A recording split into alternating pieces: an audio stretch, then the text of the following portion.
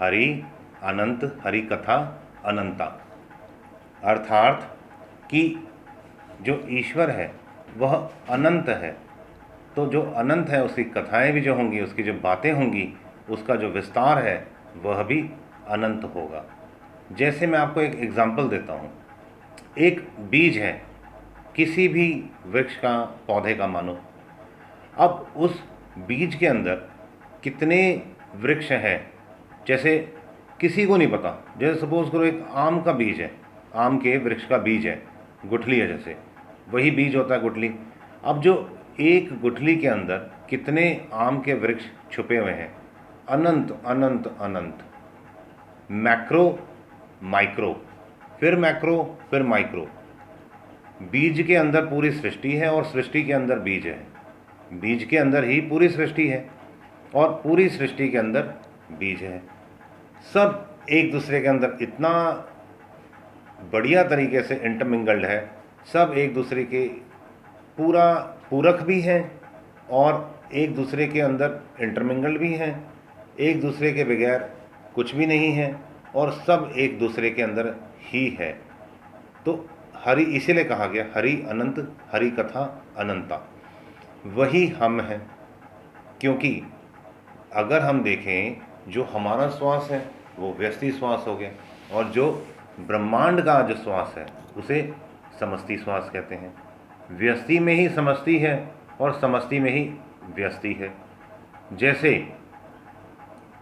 यथा ब्रह्मांडे यथा तथा पिंडे, अथवा यथा पिंडे तथा ब्रह्मांडे, दोनों तरफ से जो हमारा ये शरीर है इसको हम इस ब्रह्मांड का मॉडल कहते हैं, क्योंकि इस हमारे शरीर में हर प्रकार के जितने भी लोक हैं वह सारे विद्यमान हैं।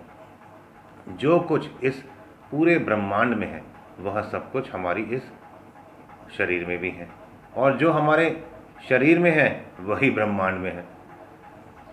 तो इतना सब कुछ होने के बावजूद भी हम छोटी छोटी इच्छाओं में, छोटे छोटी वृत्तियों में, वासनाओं में फंसकर अपने जीवन को कुंठित बना लेते हैं।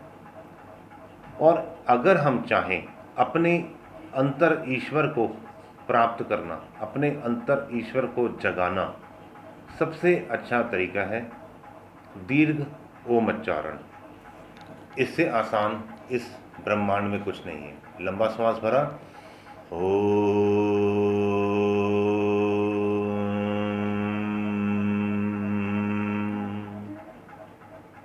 जितनी देर ओम का गुंजन किया उतनी देर शांति, उसके बाद फिर दीर्घ उच्चारण ओम का, उतनी देर शांति। अब आपकी कैपेसिटी के ऊपर है, आप 5 मिनट से स्टार्ट करें और धीरे धीरे बढ़ाते हुए उसे आधा घंटा, 1 घंटा, 2 घंटा भी कर सकते हैं।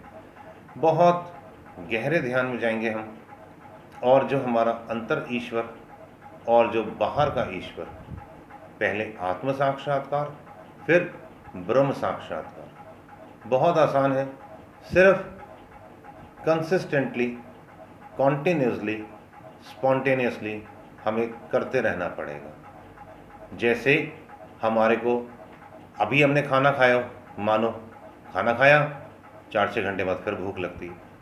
लगातार हर रोज़ दिन में 3 बार हम खाना खाते हैं, 4 बार 5 बार भी खा लेते हैं, और तब तक खाते रहते हैं जब तक ये शरीर है। अथवा दूसरे शब्दों में कहें, जब तक हम खाते रहेंगे तब तक ये शरीर सुचारू ढंग से चलता रहेगा। उसी प्रकार सुबह, दोपहर, शाम, जिसे त्रिकाल संध्या कहते हैं, अथवा जो रात को 11 से सुबह 6 बजे के बीच में, जब मर्जी ज़्यादा से ज़्यादा दीर्घ ओम उच्चारण करें और अंतर ईश्वर, अंतर यात्रा को पूर्णतः प्राप्त करें, अग्रसर हों और ज़्यादा से ज़्यादा आनंदमय जीवन बिताएं।